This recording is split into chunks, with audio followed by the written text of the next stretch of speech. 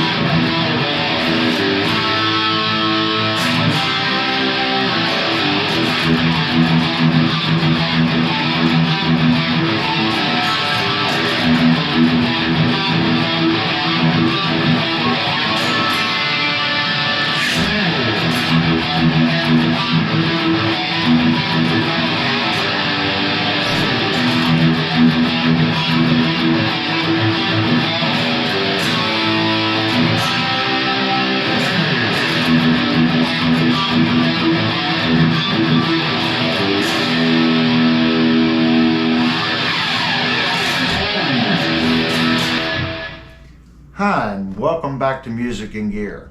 Today we have another unboxing.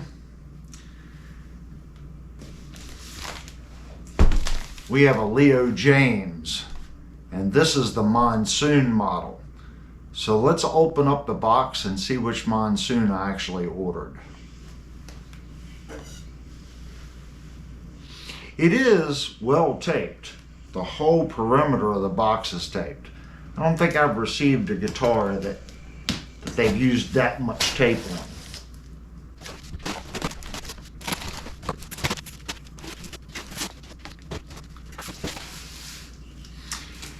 In this particular box is just the brown corrugated box that says Leo Jaymz on it.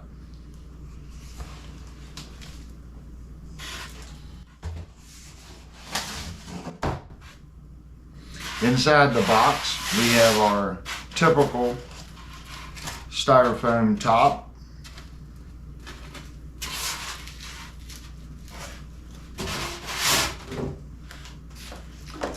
Then inside, free music lessons.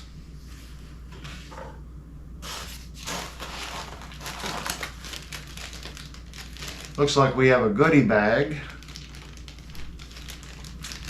And in the goodie bag, there are 2 Allen wrenches and, of course, the cheap Radio Shack cord.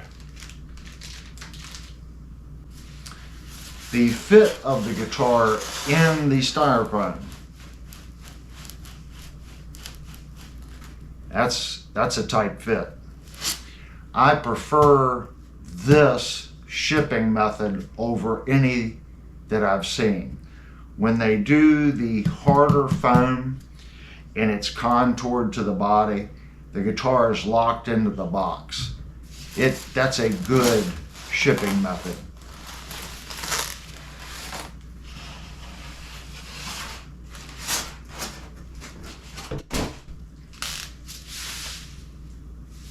And this guitar, unlike the previous Leo Jaymz that had like a cheesecloth material, this one is the padded, I guess it's like some type of foam material. I think I prefer this better. And then on the top, of course, we have a rubber band.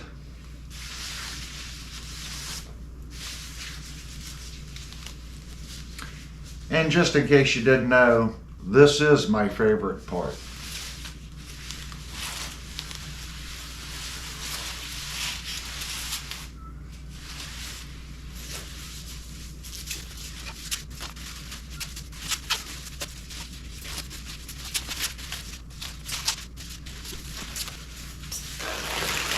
On this one, we're just going to rip it, because it is definitely not cooperating.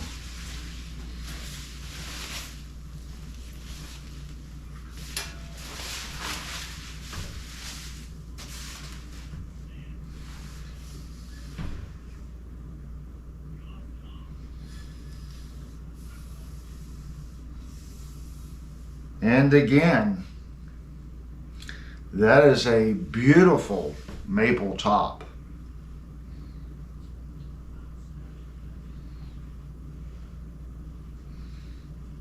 Just giving the guitar the quick once over.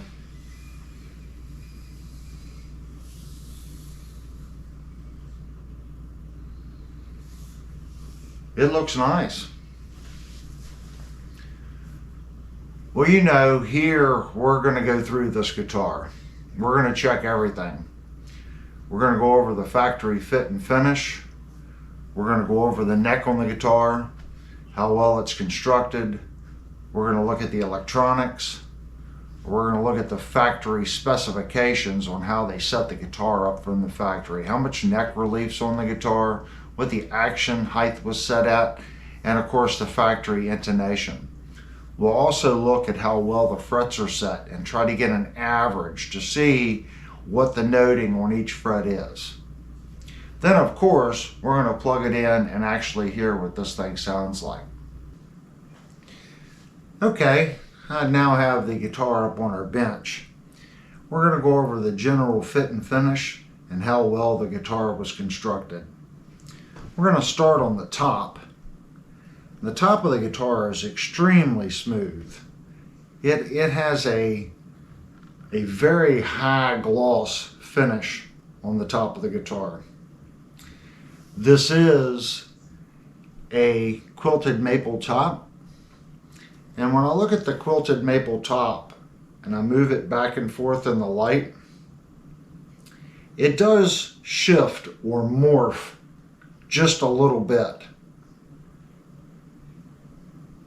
Just a little bit. Now, on some models, this may be more noticeable than other models. This particular one, I do see the book match right here. And the reason I'm pointing this out is this is probably the best book match I think I've ever seen. When I first looked at it, I thought it was a solid top. The book match is that good. And the reason I saw it the first time when I moved it like this, I can see it in the light colored area right here, a seam line. It's not the dark. Usually the dark won't align, like the grain pattern here, will not align in the seam.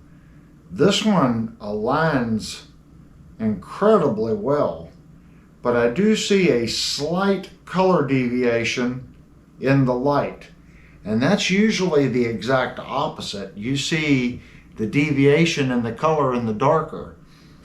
This one is done extremely well.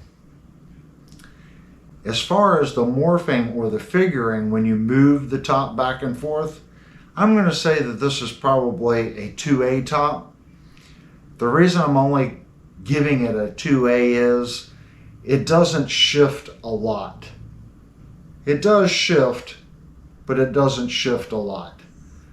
The higher that number, the more shift and figuring you're going to get as the light hits the guitar.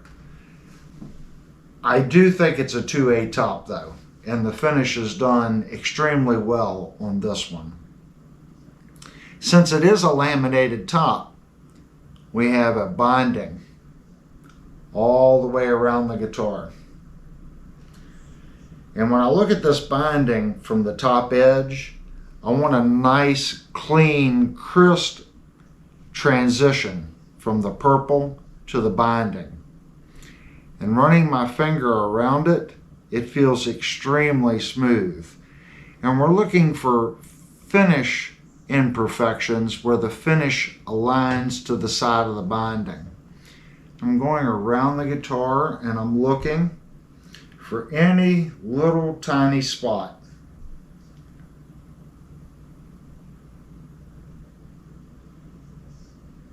And right here's our first little spot. And I do feel something in the finish right there. So that could be particulate that was on the guitar that they couldn't get out in the polishing phase.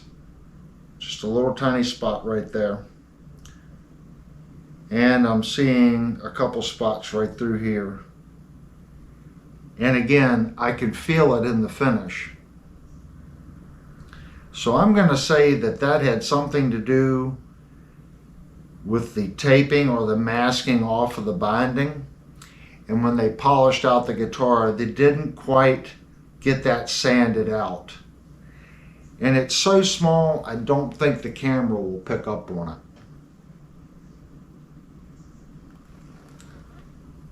it. It is very slight, but we do have two little spots. Now this edge is not a routed edge. When you spray a finish on a guitar, it'll float. And when it gets out to the edge, it always creates a lip. We do have a little bit of a lip from the finish on this guitar. They've also lightly sanded this, and then as well, when you buff the guitar with your harder compounds down to your finish compounds, it'll create this lip. So this has only been broken. This edge is not a routed edge, it's just a broken edge. Now something we've done in previous videos, I always kind of guess on what the round over actually is. I have picked up some gauges, and here we have a 1/8 and 1/4 gauge. And I'm going to take the 1/8 gauge and I'm going to put it right on the edge here. And the 1/8 gauge, there's gaps all the way around it. So I know that this is not done with a bit. This edge has only been broken. Looking at the side of the guitar and the finish done, again, it is extremely smooth. I'm not feeling anything. It is very smooth. So the side edge of the guitar has been well polished. It has a nice glossy sheen to it. And this is a high gloss finish. We turn the guitar over and look at the back of the guitar. Now right here, looking at it in the light, this guitar has a very deep belly cut. And it's got a pretty steep rake angle here. It is a very deep carve. They have come off this and they've eased it into the back of the guitar. And I can see the line right through here. It's nicely done. And looking at the finish, it has been well polished. Now I'm tilting the guitar. Since we do not have the laminated top, I'm looking for a line going through the guitar where the two pieces of material are glued together. I'm sure that this is a multi-piece body. So I'm looking to see if I can see that in the finish of the guitar. And looking at it in the light, it is very smooth and even. It's nicely done. Now on this side, we do have a round over. So let's take our gauge and see what it's set at. We're going to start with our 1/8 gauge. I'm going to put it right here on the edge. And it's touching on either end and it's open in the center. So let me flip it over to the 1/4 inch. Now the 1/4 inch gauge is touching in the center and it's open on either end. So I'm going to say it's a 3/16 inch round over or the metric equivalent. Now going right through here, it does get a little tighter. And when I ran my finger across it right here, it seems like they've sanded and blended this in. So I'm going to take my 1/4. Yeah. It's almost eased a 1/4 inch right through here where I'm running the gauge. And then right here, it's blending down. So this is, yeah, it's about 1/8 of an inch right here. right where the gauge is 1/8. So it's going from 1/8 and then going up to 3/16 as it goes around. And this edge feels very smooth. I don't feel any errors from where it was routed. Now right here we do have a much larger round over. So I'm going to take our larger gauge. Now this gauge is 3/8 to half. So we know that this is 3/16. I'm going to take our 3/8. So right there it's at 3/8 of an inch. It's almost perfect right there. Going around the heel of the guitar, it starts to get just a little tighter right there. So it's going from 3/8 back to the 3/16 right here.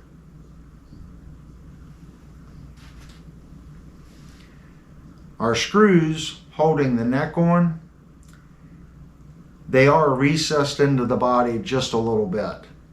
They're not recessed to the point to where the top of the screw is below the surface of the guitar.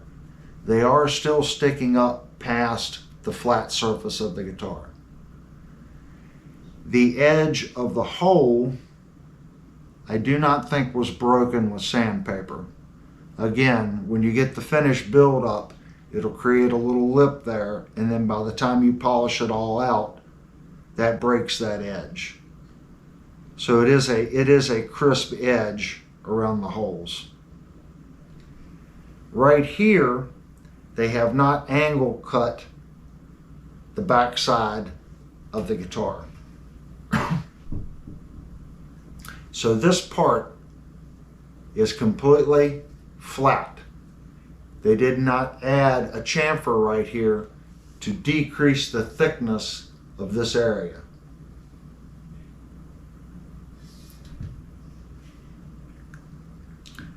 Right here we have some furls. I'm running my fingers across the top of the furls. This one right here, which would be our B furl, is set just a little low to the top surface of the guitar. The other ones are almost perfectly flush. So we do have one that's just a little bit lower on the body. Here's our electronics cover plate. And right there I do hear a little bounce, and then, yes, it is bouncing right there. We do have 5 screws holding it though. And this screw right here, it is a panhead top screw, but they've really sunk it into the plate. So whoever installed the screw really drove the screw down through the plate. And sometimes when you do that, it can pinch this and it'll create a hump right here. And I think that's what's going on, that this screw was just overly tightened and it's causing this cover plate to deflect. It is flush right here. And right here it's below the body, maybe a 1/2 millimeter, continuing 1/2 millimeter. Pretty close to flush there, 1/2 millimeter, most like about 1 millimeter there. Yeah. But there is some deflection in the cover plate.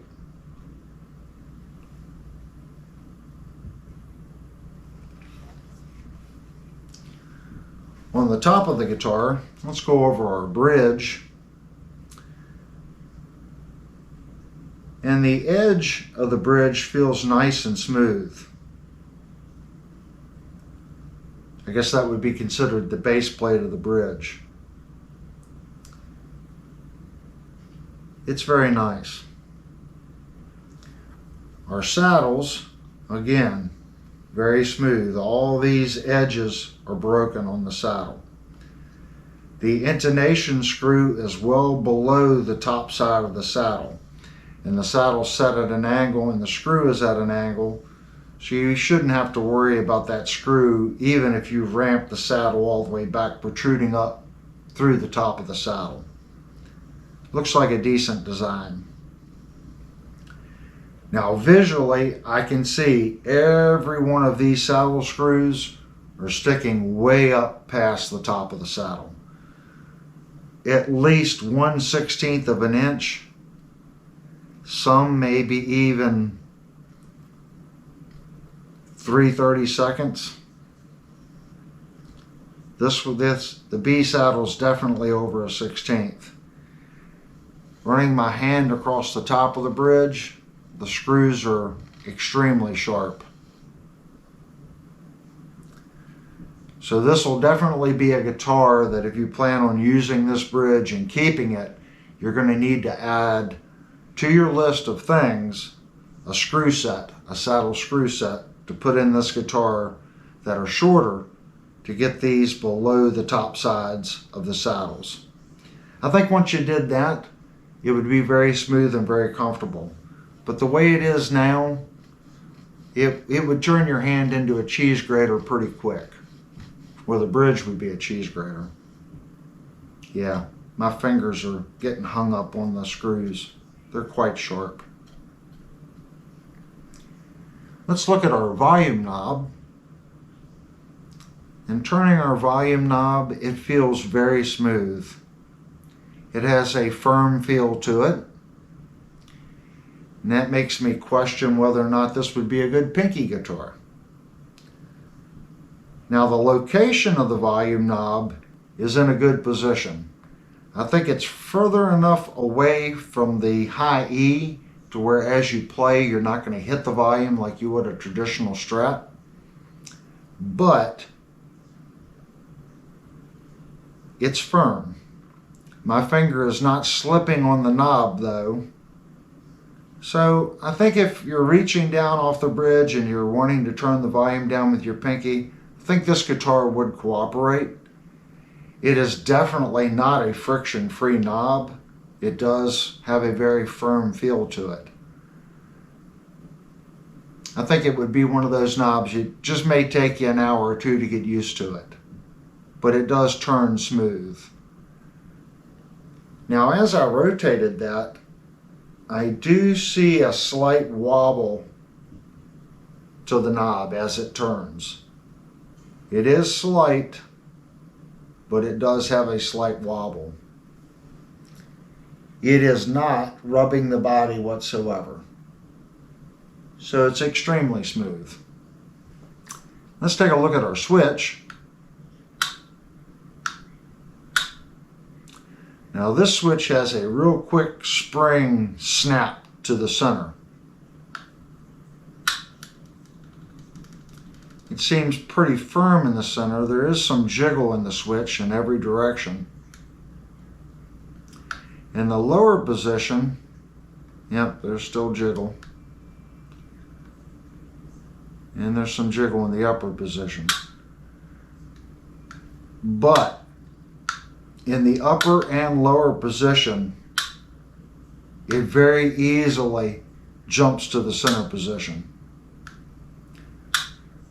So this could be one of the switches that if you were on stage and you just slightly bumped it, I think in the neck position and the bridge position, it could very easily jump to the center position.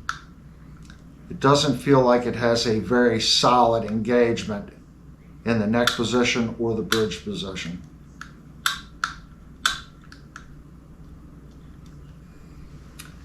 Okay, let's take a look at our neck.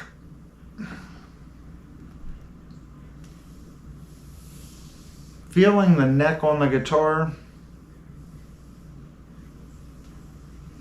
it has a grip to it. I can definitely feel the grain in the neck. So this has definitely not been sanded down to, an 800.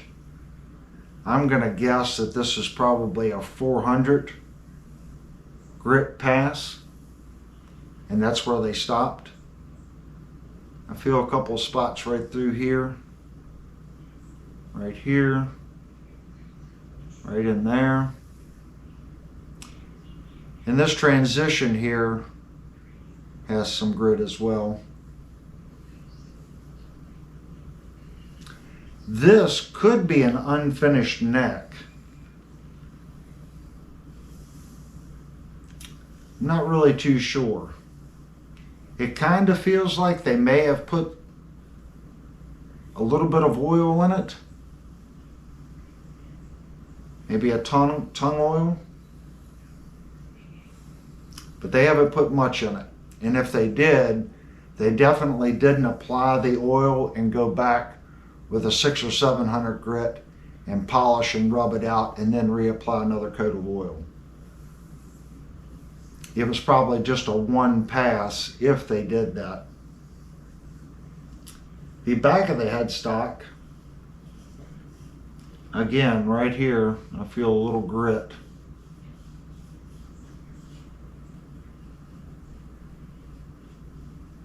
And some grit right here.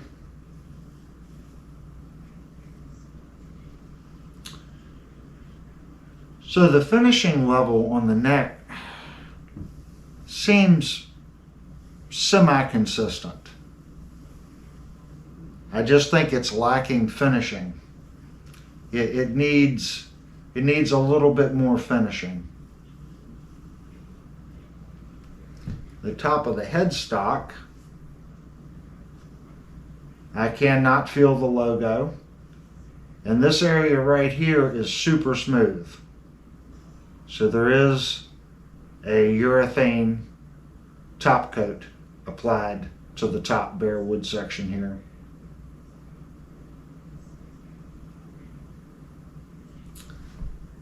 We do have a standard truss rod cover with 3 screws, and that butts into our nut. And our nut is done very well to the side of the neck. It has been sanded into the neck very well. Now right here, this edge is sharp. The same with that edge. So coming off the top of the nut, they have not eased this to the low E or the high E or broken this forward edge. It has a sharp feel to it. Coming down our neck, our ball end frets feel smooth. And that's pretty standard. I've never reviewed a guitar with ball end frets that had sharp frets. So they feel very smooth. Where ball end frets have a tendency of failing is the alignment going down the neck. How they pressed them and cut them at the factory. So let's take a look at this guitar.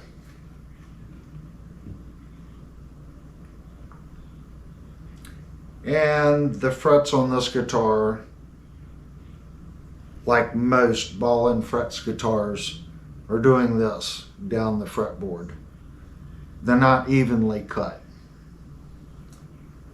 This first fret is the smallest fret on the guitar, and they get a little larger as it goes down the fretboard. When you do ball end frets, you have to cut that fret precisely at the right measurement, the right length. Then you have to machine the ball end on that fret precisely. Then you have to set every one of those frets precisely in the neck to where this edge aligns straight with the neck and then also aligns on this side of the neck. But it also has to have the same offset from this edge to the fret to this edge to the fret. This guitar does not do that. They go down the fretboard like this, and looking at it, there are some miscut frets. And that is typical what I've seen on ball and fret guitars. Looking at the top of the fingerboard, we do have some placement dots. And I like how they've put the dots on the top here, and then on the 12th you've got the double dot, and then it switches to the lower position. That's nice. We also have placement dots across the top. And running my finger down right here, the transition between the maple, and I'm assuming this is some type of rosewood, between this material and the maple back, this edge, in my opinion, needs to be broken just a little bit more. They haven't eased this transition. The neck is about 90 degrees to the top, and as soon as it hits the glue line here, that's when they start to change and go into the radius of the back of the neck. On the other side,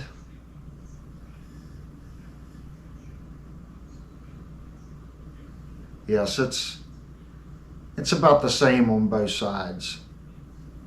So I prefer a neck that this edge is broken a little bit more.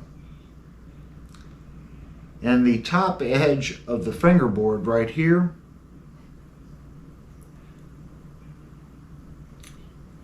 the edge is broken, but if you like the worn in feel, that's not what they've done here. It's a pretty crisp corner. It's not sharp. They have broken the edge, but they have not dressed the edge of the fretboard and eased that in between the frets.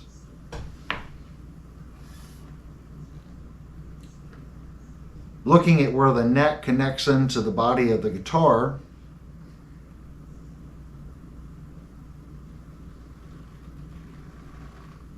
and this is another Leo Jaymz, and I'm seeing it again. They have broken the edge of the seat pocket right here. I like that. It's a very nice, clean detail. The neck does appear to be setting in the body of the guitar flat. I'm not seeing a crack.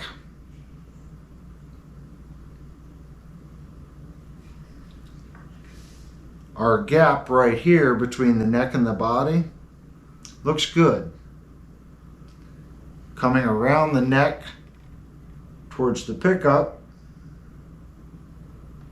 there is just a little bit of a crack, less than a 64th of an inch. So I do see a little bit of a crack. And on this side looks good as well. Now this cut right here is not 90 degrees to the neck. There is a slight angle to this, maybe 2-3 degrees, and they've broken that edge on the body. The neck does stick out past the body right here, and that's due to this contour coming around follows through. And they did not bring this contour where they sanded the back of the neck to the seat joint where it attaches to the body. They did not bring this to the body of the guitar. So we do have a large seat area right here. It would be nice if they brought that right up to maybe a 1/16 of an inch off the body and blended this ramping to the cut of the body. I think that would be a nice aesthetic detail, but they have not done that on this guitar. There's a good 3/8 of an inch seat sticking out before the ramp. But the fit looks good. It's well done.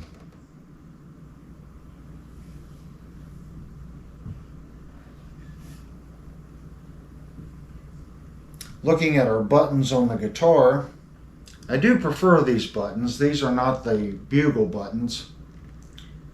Looking at the button to the book match seam,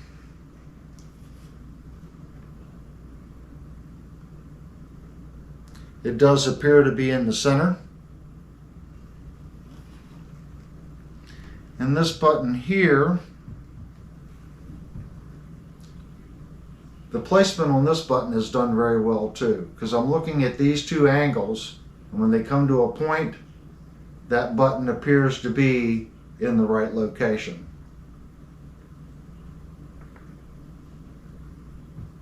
And they both feel solid on the guitar as well. So I would say nicely done on that as well. Our routes for our pickups, again, they have not broken the edge of the route. Do they feel sharp? No. When the top coat's put on, you get a little bit of a ramp just like you do here. And that's all that we have here. So the edge does have a broken feel, but it is what I call a clean route. They haven't eased the route at all for the pickups. Looking at the pickups in the guitar, both pickups are set askew this direction. So the top of the pickup is not parallel to the body. Now if we just take the pickup, you can see there's quite a bit of jiggle. Actually, they move a lot. I'm pushing down on there is a spring there. That's a lot. This could be a guitar where you'd have to remove the pickups and get a very light squishy foam and put in the bottom of the cavities and then reinstall the pickups. And that foam pushes on the bottom of the pickups and it prevents them from rocking back and forth like that. I mean, I'm not really putting any pressure on it and the pickup's just kind of wiggling and jiggling all around. That would definitely be something that I would do to this guitar before I went out on stage and played it. It's a pickup, so it's going to pick up that jiggling as you bounce around on stage and that pickup jiggles in the guitar. It needs to be movable so you can adjust your height, but it needs to be firm enough in the guitar to where it doesn't bounce around. It's been a long time since I've seen a guitar that had that much movement in the pickups.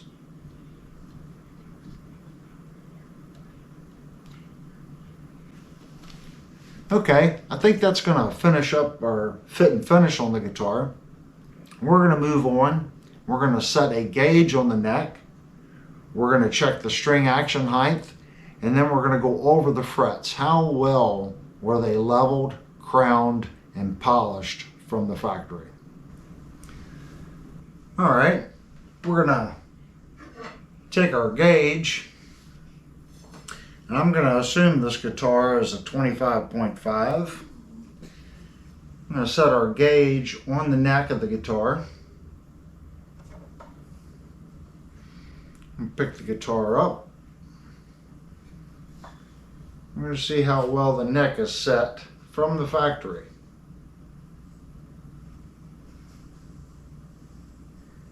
And this neck is perfectly straight as far as the wood surface of the fretboard, because that's what the gauge is riding on. It's actually riding on the wood surface. There is just a very slight crack right here, and it's less than 0.1 millimeters. You only see a little bit of light if you just barely turn it. So I'm going to say the neck is perfectly straight. With that, we're going to take our StewMac action gauge and we're going to look at how the factory set up the action height. So again, we're going to pick the guitar up, we're going to check it on the 12th. So at the 12th, I have 0.0 7, 0 on the 12th. Our high E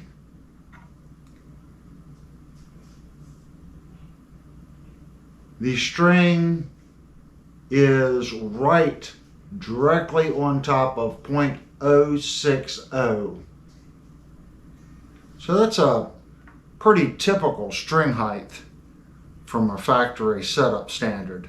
I see that the most is 0.07, 0.06 on the high E.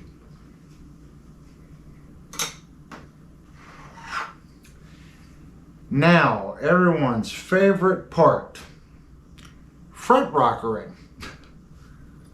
I am going to go into squirrel mode. We're going to check these frets. I'll go out of squirrel mode if I find a bad fret.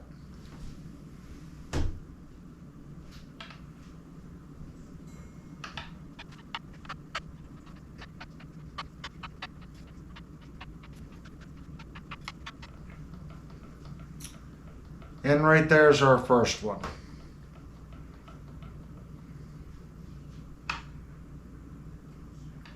Right dead center. And again, right at the B. And again down to the high E. So this fret from the center all the way down to our high E.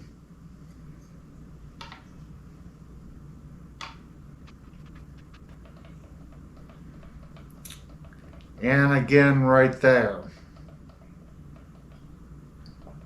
right above our B string. And it's good down at our E. I'm going to go back up where it was rocking, and I'm going to shift up one fret.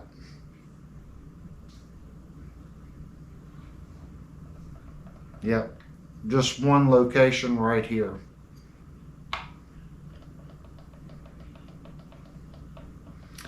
And again, right there, at the high E going to the next fret.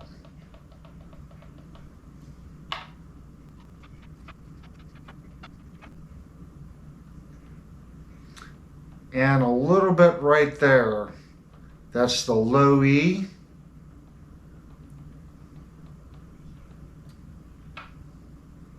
And it's good there.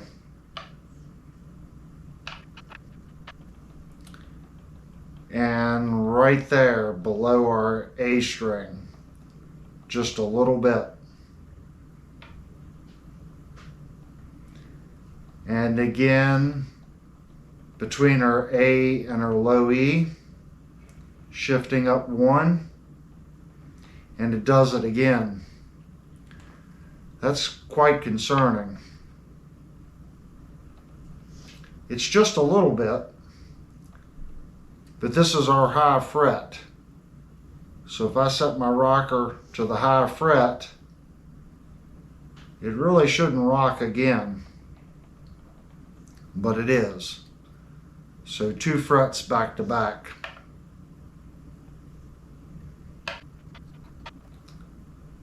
And ever so slightly right there, right below our E, A string.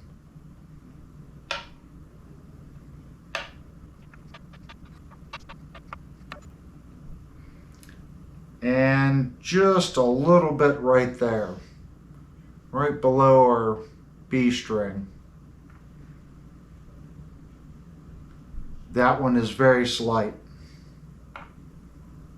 and it's good there.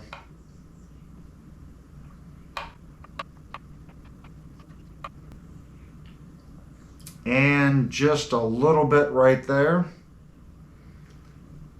Again, that is very slight, and it's right above our B string and below the B, and it's good at the high E location.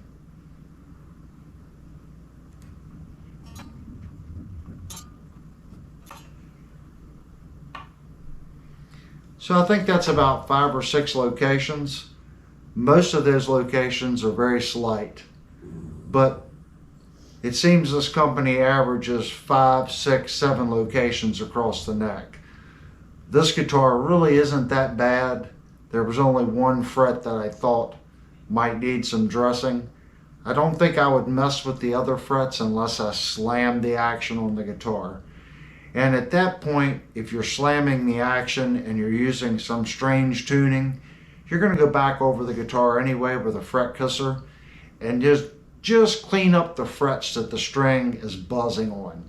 When you go to those alternative tunings, the string will start to vibrate.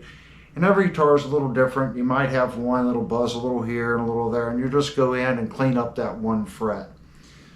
Most of these frets, I feel, would be just like that. String it up, get the proper action height that you like playing, and then just kind of go through and clean up the frets. But all in all, it's not horrible. Okay, I have some radius gauges here, and I didn't really look on the Amazon site to see if they spec'd out what the radius of the neck was. I'm going to guess a 12. We're going to start with a 12 first. I'm going to check down here at the base.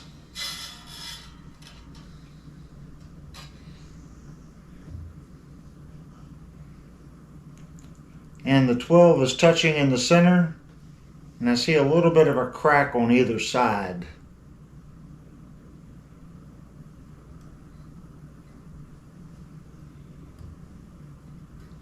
That kind of catches me off guard a little bit.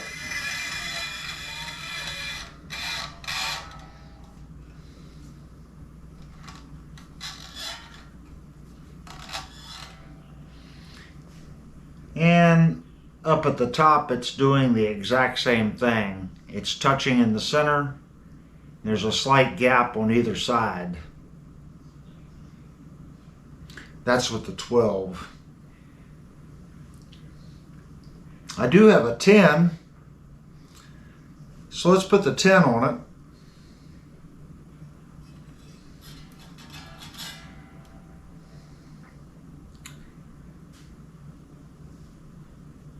And the 10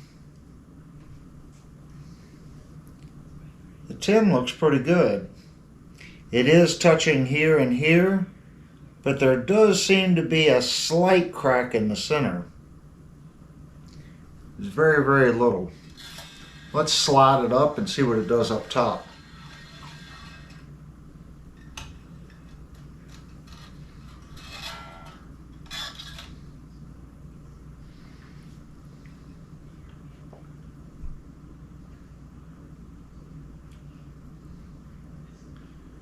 And up at the top, it's doing the exact same thing.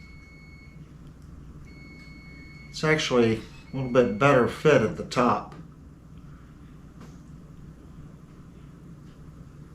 So this neck is actually looking like a 10-inch radius. That's surprising for a guitar set up for shredding. But that's what it's reading.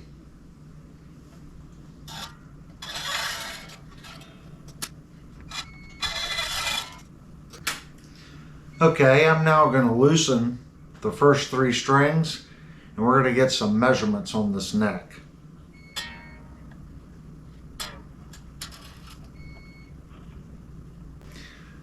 Okay, I now have the first 3 strings loose on the guitar. We're going to take our calibers, and I guess the first thing we're going to do is check the width down the neck.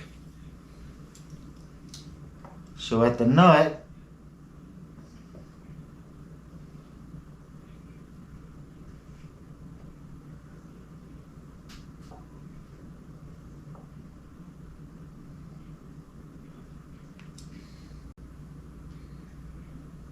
I'm reading 42.5 at the nut. Let's check out our 12th.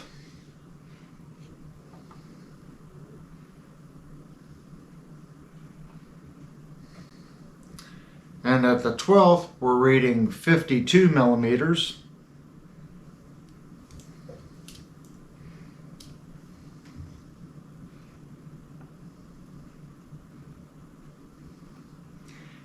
the 24th, we're reading 57 millimeters.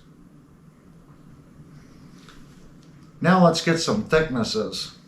I'm going to measure from the first fret on top of the fretboard to the bottom of the neck, so wood to wood.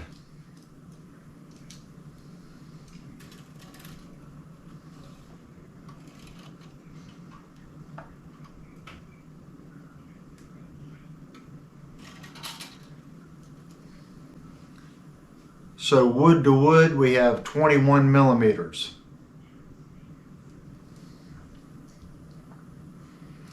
Now let's check it from the wood of the bottom of the neck to the top of the fret.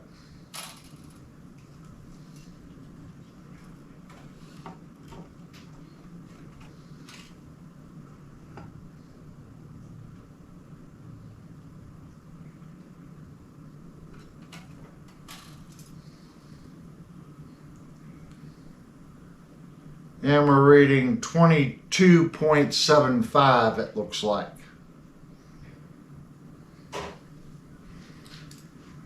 Now let's go down and check the thickness at the 12th from the top of the wood of the fretboard to the bottom of the neck.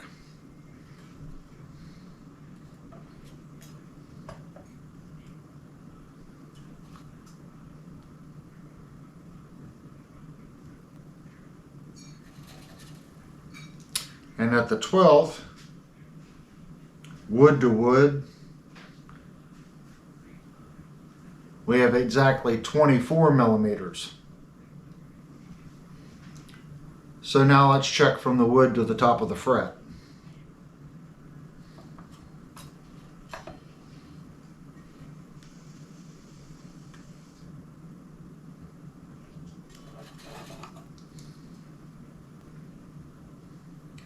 Looks like we have 25.5. So this fret seems to be just a little bit taller than the standard fret by 0.25 millimeters. Looks like a 1.5 millimeter height on the fret.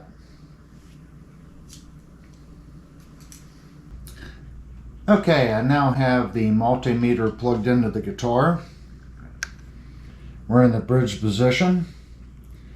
I have the volume all the way up, and the pickup is reading 16.02. In the center position, it's reading 5.42, and in the neck position we have 8.07. Alright, I now have the guitar, and we're getting ready to put it on our scale here. I have the scale zeroed out, and we're on grams.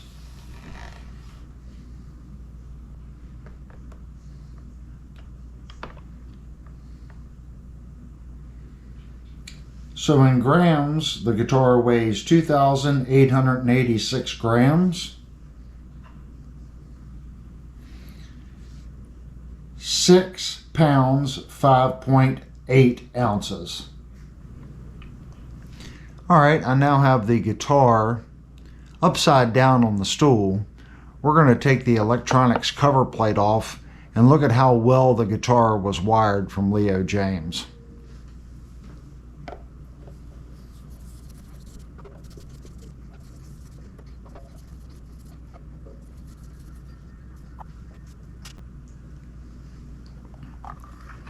Alright, here's our cover plate.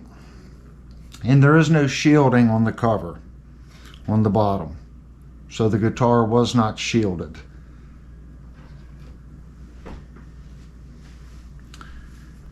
Looking at our wiring, this puddle here looks nice. It's a nice puddle, has decent sheen. This ground connection here is a little on the sloppy side. It's a good bond. I can see traces of flux right here. I don't think that would ever fail, it's just sloppy looking.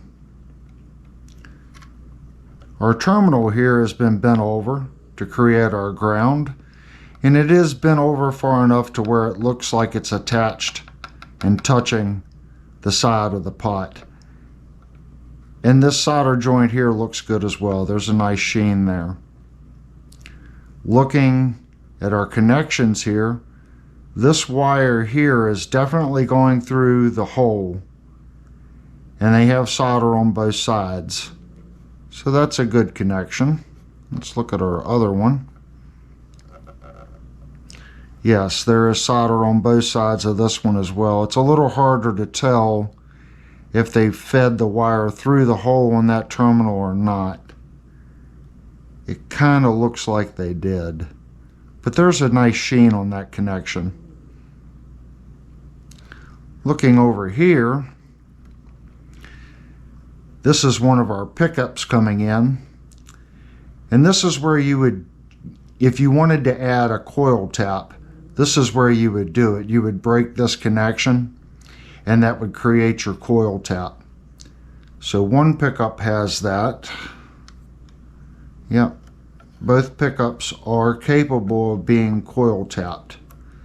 So that is something that you could do to this guitar if you choose to.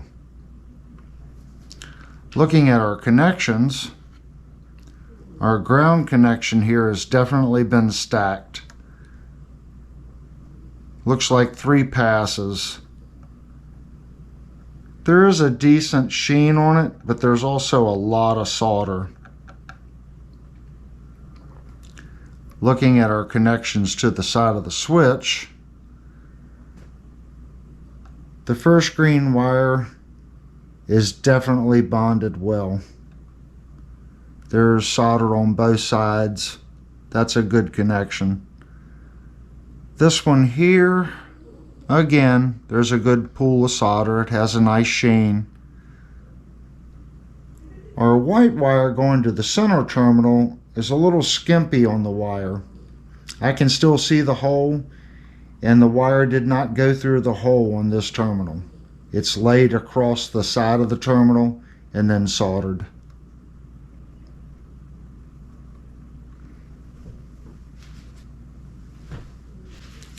Now, for those of you that are thinking about modifying the guitar, who want to get a depth of this route, just in case you wanted to change these pots.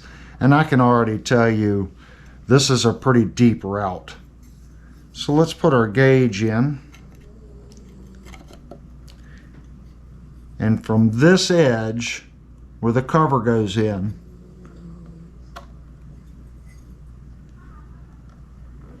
looking, kind of hard to tell. Looks like we have 1 5/16 of an inch from here, the shoulder, to the bottom of the route. 1 5/16 of an inch.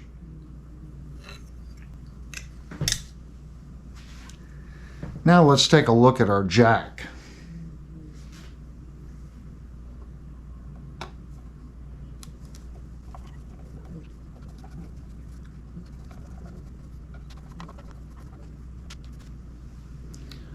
Okay, spin the guitar around here. Let's look at our jack. And again, our ground is just laid on top of the terminal. The connection doesn't look bad. There's a little bit of a sheen to the connection. This connection here is not too good.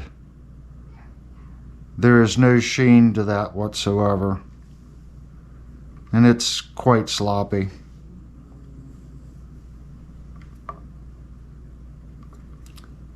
Feeling our jack, it has a little bit of pressure to it.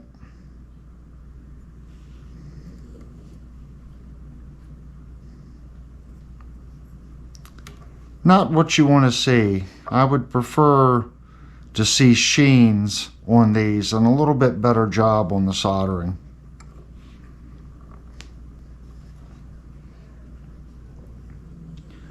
Alright, I'm going to go into squirrel mode and we're going to reassemble this guitar.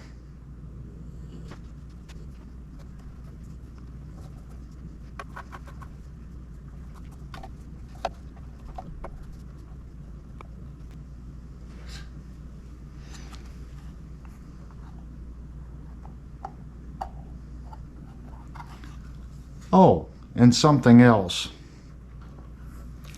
If we look right here, they have put little foam pads. And the reason they've done that is this route is too deep. And they're trying to offset their programming to where when you put the screw in, it'll make the cover flush. That's what they're doing here.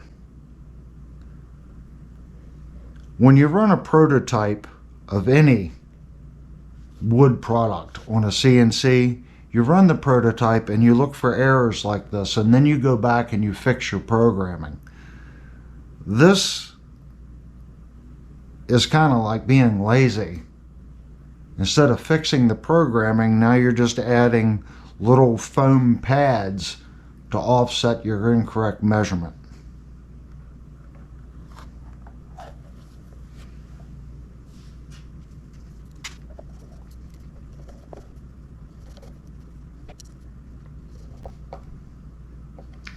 Now I need to find the screw that I dropped.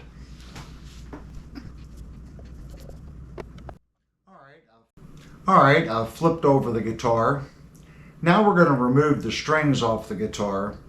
We're going to take the neck off the guitar and we're going to take some of the pickups, or at least one of the pickups out of the guitar, and we're going to measure the hole and the depth of the route.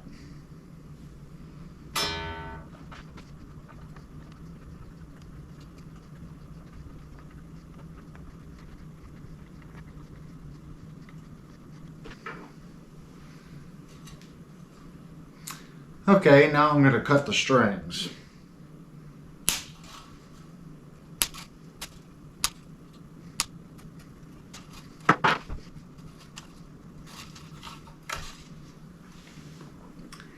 And there's quite a few wraps on the tuning cube posts, about 3 to 4 on each post.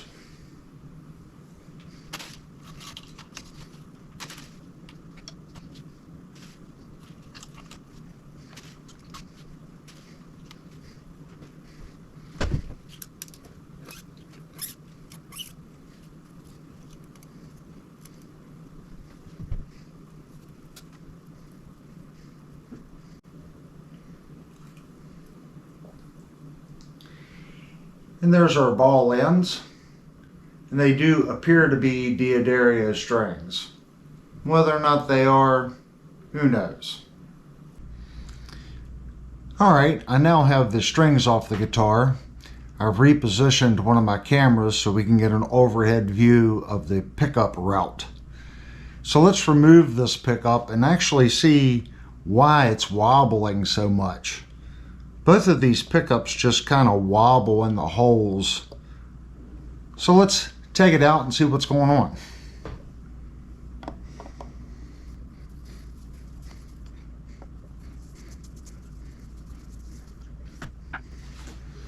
And I do have a towel here. I'm going to attempt to put the towel right here to set that pickup on so we don't scratch the guitar.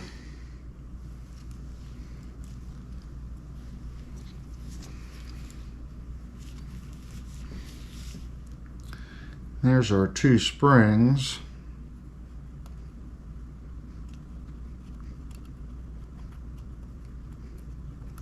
And that one is not cooperating.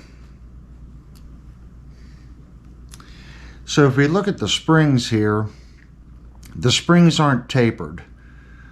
The spring is the exact same diameter on both sides. What you want to see is a coned spring. A cone spring will help that rotation of the pickup back and forth. But looking at our route, the side of the route here, and everything looks really good. They've drilled a hole from here over to this cavity and fish this pickup wire across into this pickup route and then into the electronics cavity. And we can see what the pickup here is reading. It's HS620ZB, and it says bridge.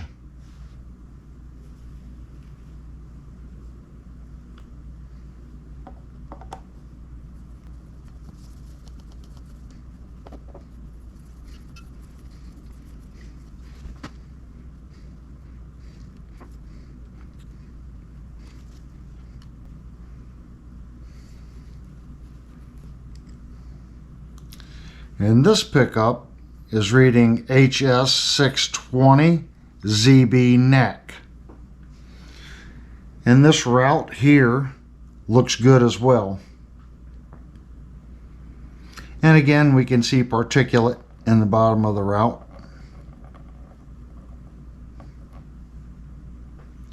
But it looks good. There is a hole right here.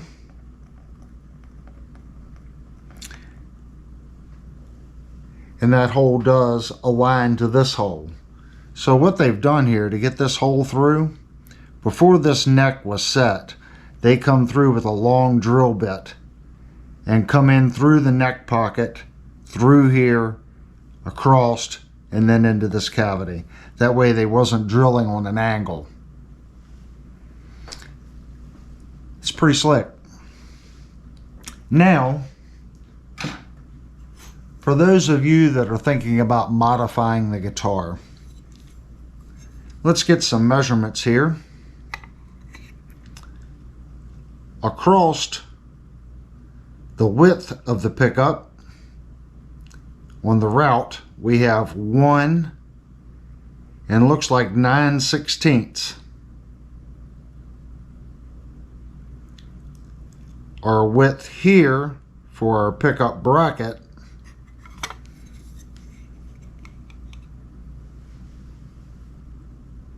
is coming in at 11/16. Yep, looks like 11/16. And then across, excluding our offset for the bracket,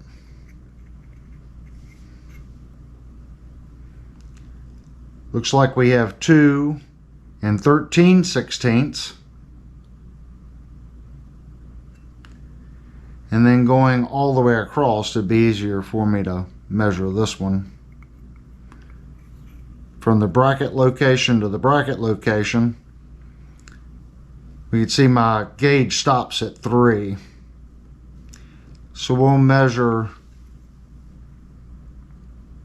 there. It's 2 and 13/16. And then our offset here looks like to be 5/16 of an inch on both sides. Now what you can do, you can take a piece of tape, and what you're going to do is you're going to hold the screw in like that. And you're going to put this piece of tape across and hook it to the top of the pickup. But don't put it on to the point where it hides the head of the screw.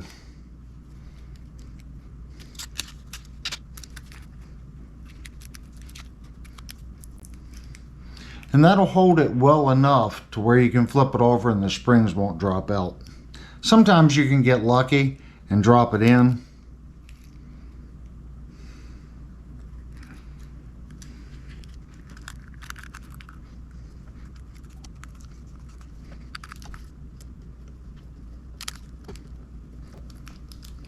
And once you have them started, pull your tape.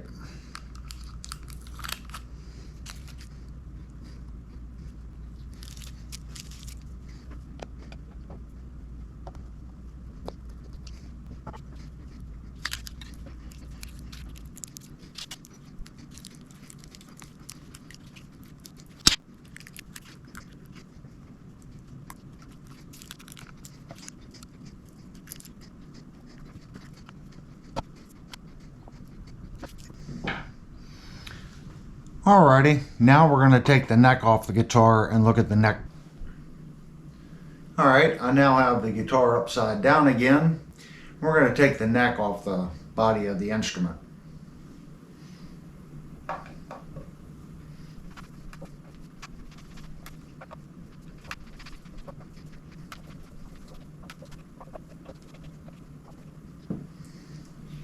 If you choose to use an impact to take these out, that's on you.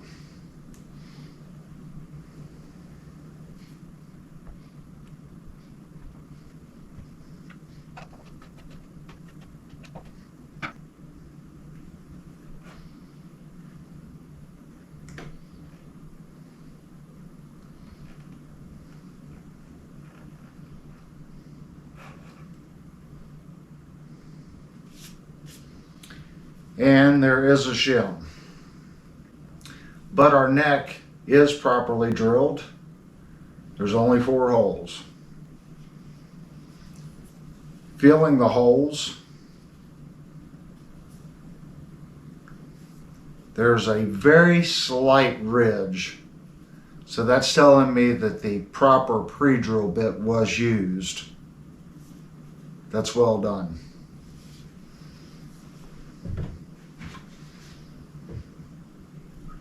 Here's the shim that was in the guitar.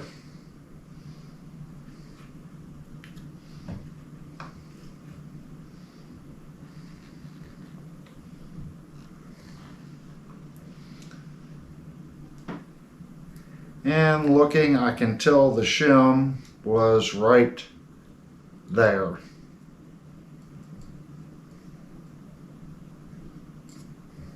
So we're going to set the shim over here. And then here's a close-up of our neck pocket. And you can see that there's quite a bit of particulate in the pocket. It is not smooth.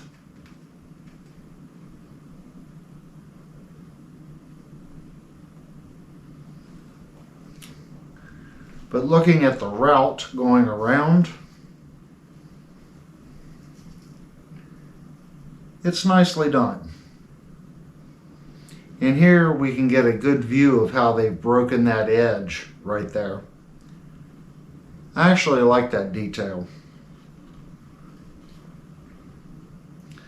But there's quite a bit of particulate.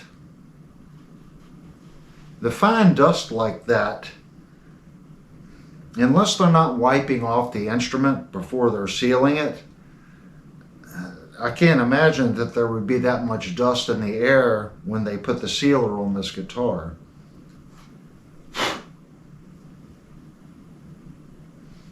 We also have a locating pin here, and that's used for spraying the instrument instead of drilling all the way through it. They have a fixture that fits into that, and the guitar hangs off of it to do the finish.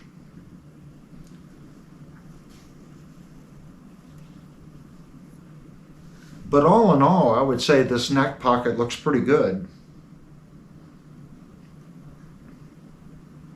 I'm not seeing any errors. Even with the neck off, we can see the finish through here. It's nicely done. So now I'm going to take my shim and we're going to reinstall it.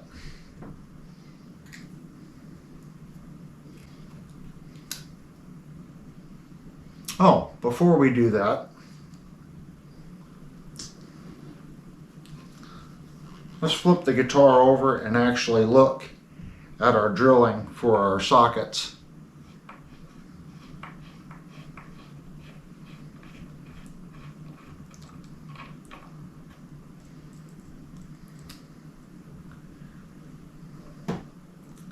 And this is why I wanted to look at it. You can see the debris inside the hole.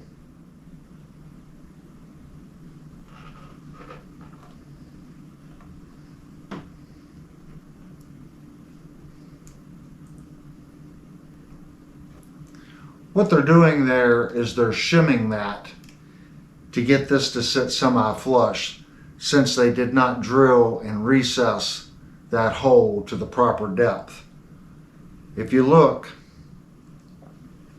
this washer has a flat bottom shoulder.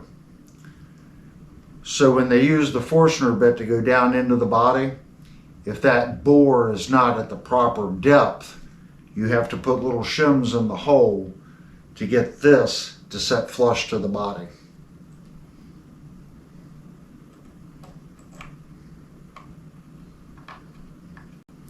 Is there anything wrong with that? No, but again, I would say these bore holes are done on a CNC. And when you do your prototype and you've put your prototype together and you know you're having to shim that, you go back to your program and you do an offset or cutter compensation to raise the bottom depth of that bore up to where you don't have to do that.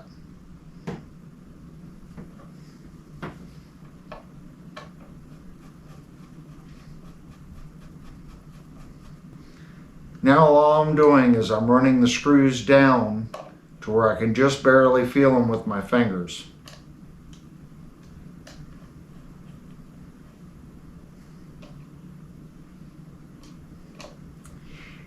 And the holes in the body still allow the screw to turn, to thread, but they're not so tight to where when you tighten that screw down, it's going to prevent the body from pushing the neck or pulling the neck into the seat of the body. So I would say the bore here for the screws is proper as well.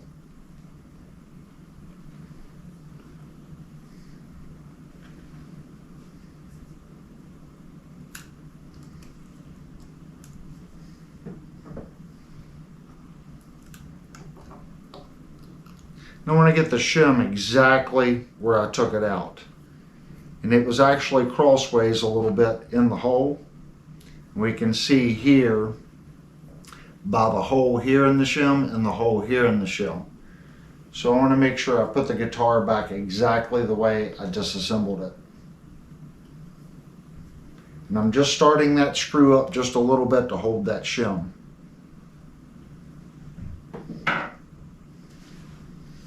Now we're going to take our neck and to make sure that I get the bottom of the neck clean.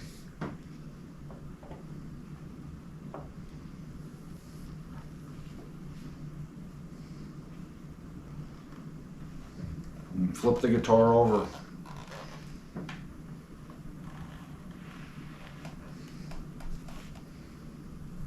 And I'm pulling the guitar this way towards the neck. I'm holding the neck with my forearm down, and this hand is pulling that direction.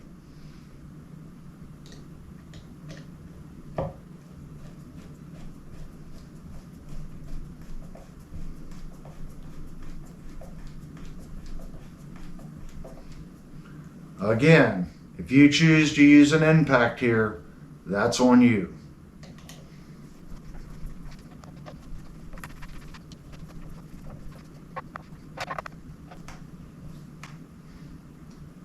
And I don't have those super tight, they're just snug.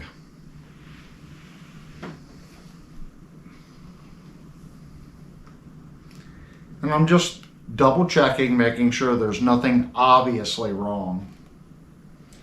The only way to know for sure is to run a center line down the neck to the center of the bridge, or you can cheat, which is the way I'm going to do it.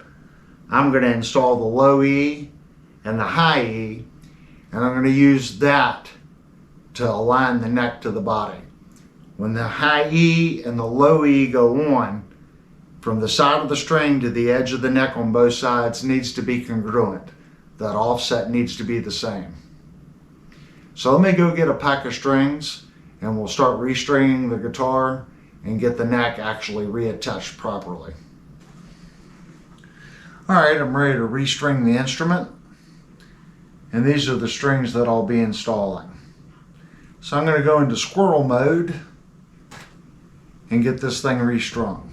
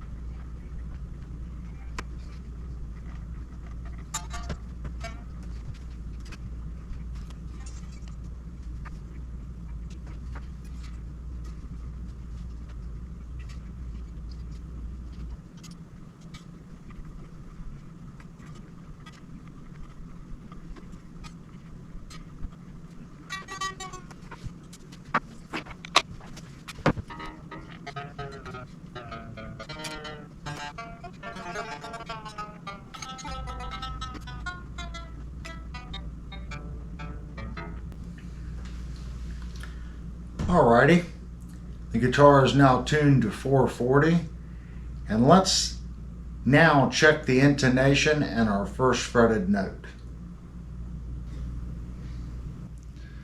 Okay, I now have my Robertson strobe tuner plugged into the guitar. We're going to check the intonation, first fretted note, and then we're going to look at the average of what each fret produces, the way it's set up from the factory. So let's start out with our low E string. There's our low E on the 12th, open, 12th, open, 12th, open, low E first fretted note, open, first fretted note. Yeah, that's going to the F sharp, so it is definitely sharp on the first fretted note. There's our A,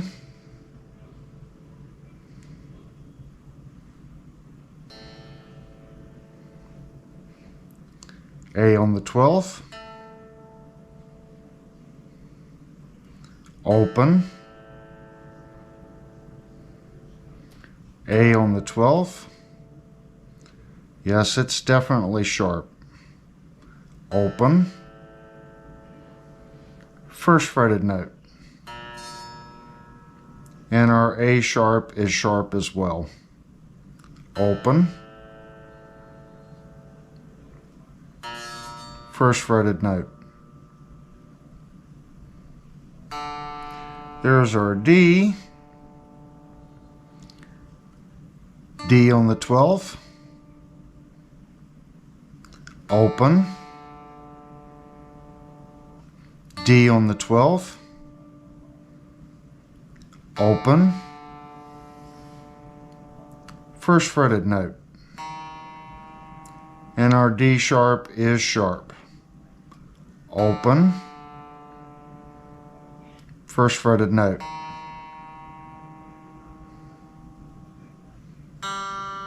There's our G,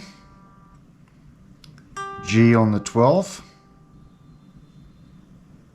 open, G on the 12th, open, first fretted note. And our G sharp is sharp. Open, first fretted note. Yes, it is definitely sharp. There's our B, B on the 12th, open, 12th, and the B is sharp. Open, and B first fretted note. And our C is sharp.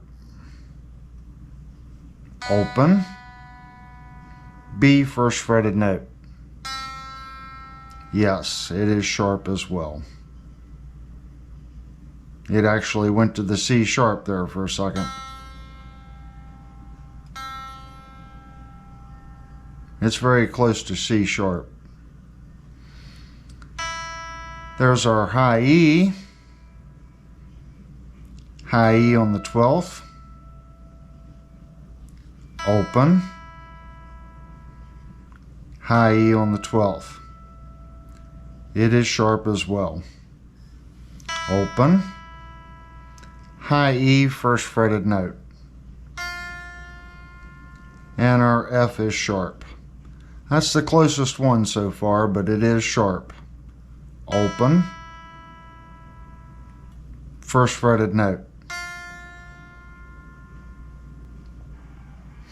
Okay, now what I'm going to do is I'm going to go down the fretboard and I'm going to fret each note all the way down to the 12th to get an average of what the guitar is doing. Open, low E,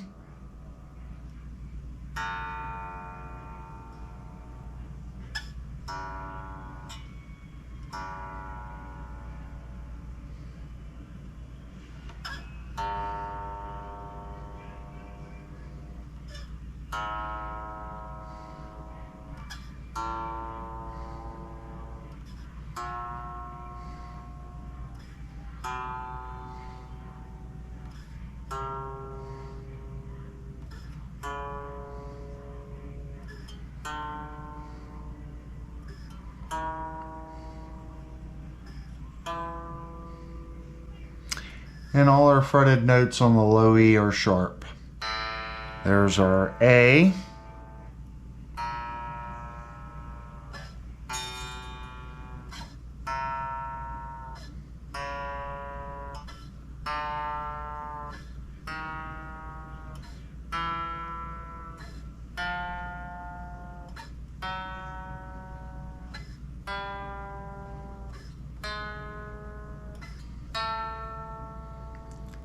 and all our fretted notes on the A string are also sharp.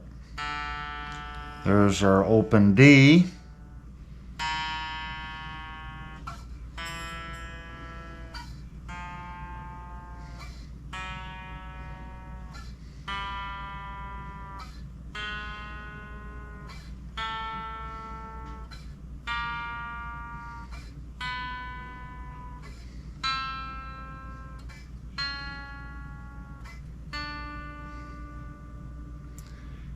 and all our fretted notes on the D string are also sharp. There's our G,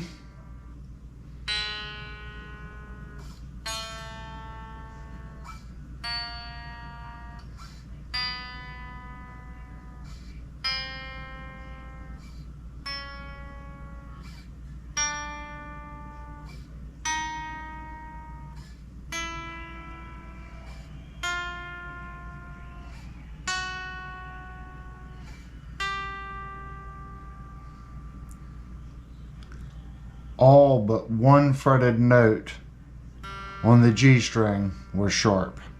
Our F was close. F and F sharp's pretty close. They're still a little sharp. No, the F sharp is on. So 1, that was on.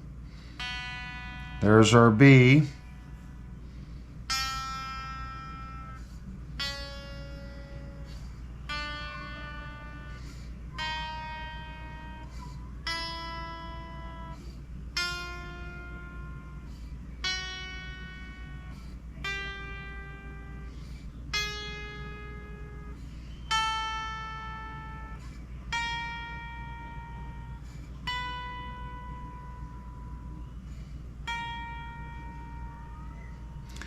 And on our B string, the A sharp is just barely sharp.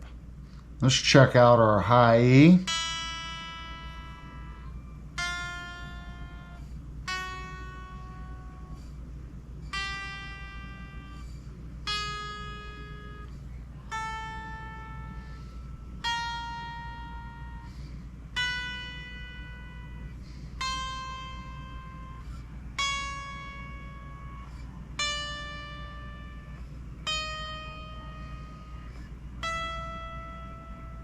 And every fretted note on the high E is sharp. So the guitar is definitely set sharp on the intonation. All right, I have reset the intonation on this guitar. I have not set the intonation to where the 12th is perfectly in tune with the open. I have set the intonation based on an average of all the fretted notes. The guitar does intonate well. I was able to get a 50-50 ratio, flat to sharp, across all the strings. The high E string is exceptionally good. It was off just a little bit across all the fretted notes. So it did intonate well. I now have the guitar plugged into my Applied Research Technology rack mount tube amp. It is running into an AMR tube sweetener, then into a BBE 362, then into a 6L6 Pro Valve power amp, into 4 greenback Celestion drivers. We're just going to start out doing some tinkering and see what this guitar actually sounds like.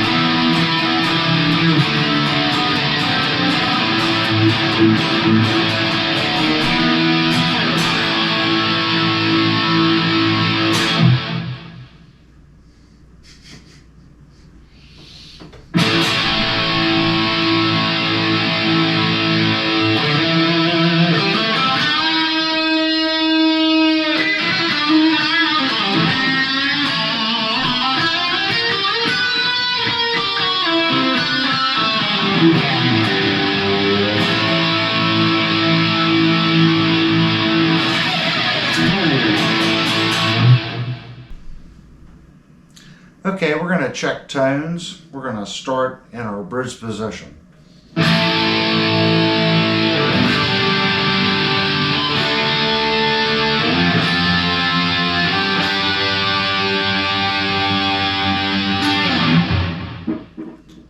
Center position.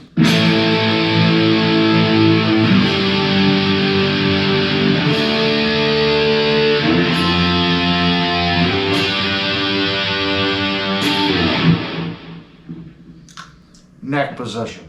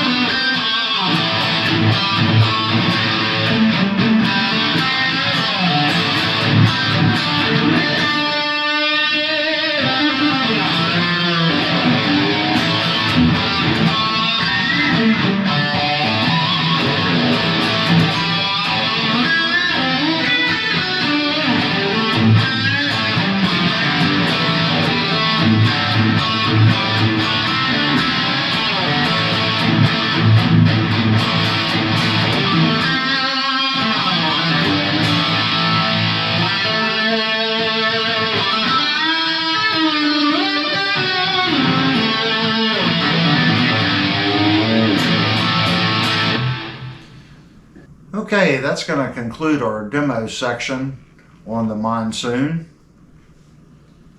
What are my final thoughts on this guitar? We did a very thorough review of this guitar, and the two major issues that I have with the guitar are the tuning keys and the pickup set. Not the pickups themselves, how they're set. First, the tuning keys. These tuning keys are awful. They're scratchy and they're notchy. And did I say they were scratchy and notchy? I'm going to put these at the worst tuning keys I have ever reviewed on any guitar at any price level. The pins, the posts, will actually wobble without the strings on them.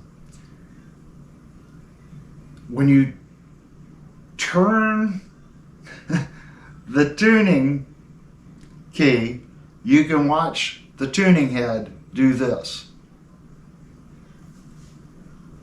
I saw it do that, and then I went down and I grabbed it, and they literally just flop around. I don't think I've ever seen a tuning key do that. When I was tuning the instrument, I was really expecting one of them to fail. It felt like they were going to break. I have never felt a tuner that I was scared to turn.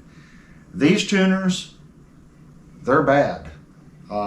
That definitely would be something that needs to be replaced on this guitar. The next issue is how these pickups just kind of wobble in the guitar. The spring they're using is not cone shaped. It's just a standard spring. In this particular case, I don't think going to a cone spring is going to fix it. I think that you're going to need to get some black memory foam, something probably 3/8 of an inch thick, 1/2 inch thick, and you're going to have to cut it to the pickup opening and put it down in the holes and then put the pickups in. And that'll stabilize the pickups so they don't rock like this. They're pickups. So if you're getting wild on stage and hopping around, they're going to move and they're going to pick up that jiggle. That it rocks and it smacks inside the guitar. So every time it does that, it makes a little noise in there. It's a pickup. It's going to pick that up. I would definitely do that. The next issue I have are these screws on the bridge. They're sticking up 3/32 to 1/8 of an inch on some of the saddles. When we took the neck off the guitar, we found a shim. I think the guitar needs more shim to kick the neck back this direction, and that'll increase the height on these saddles. That would alleviate this. Even at that rate, I think you're still going to need a screw set to get these screws below the saddles. If you want a more parallel string to body, you're definitely going to have to replace the screw set because it's pretty parallel the way it is right now. Now let's go over the good. The neck on the guitar is good. It feels kind of like it's unfinished. If there is a finish in it, it's a very light oil, and it was probably only sanded down to about a 400 or 500 grit max. I really think this neck needs 2 coats of tried and true, and sanding the first pass with tried and true to 800, another coat of tried and true, 1200, and then rub it down, just like you would applying a wax. Rub the 1200 down with a microfiber cloth and polish that last coat in. And I think that you would have a very nice feeling neck. Right now it has a little grit to it. Now let's go over what I feel is excellent on the guitar. This top, the binding, and the general cutting of everything on the guitar is really, really, really good. It is a really well machined guitar. The roundovers on the guitar are very nice. This broken edge and the binding is very nice. The routing is nice. The neck, pocket is nice. It's a nice guitar. And I think with a little work, this guitar could be really a great guitar. If you bought one of these guitars and you had a completely different experience on what I found in this review, please post below. Again, if you bought one of these guitars and it's extremely similar to this one with the exact same issues, again, post below. The more people that post, that gives the person that's thinking about purchasing this instrument more knowledge, more base. He's going to be more equipped to make an educated decision on whether or not the asking price of this guitar is worth it to him. If you haven't already, please hit the like button and consider subscribing. When I see the subscriber count go up, it makes me feel good. It lets me know that you guys like the highly detailed guitar reviews that we've been doing here. Anyway, thank you for clicking on the video.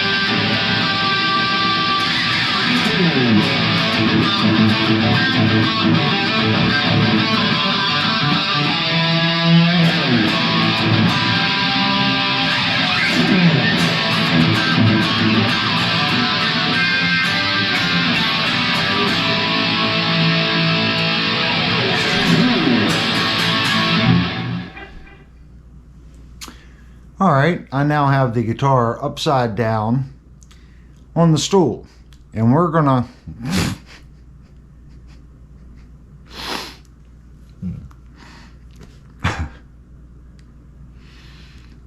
my little pea, my squirrel brain's acting up. Oh.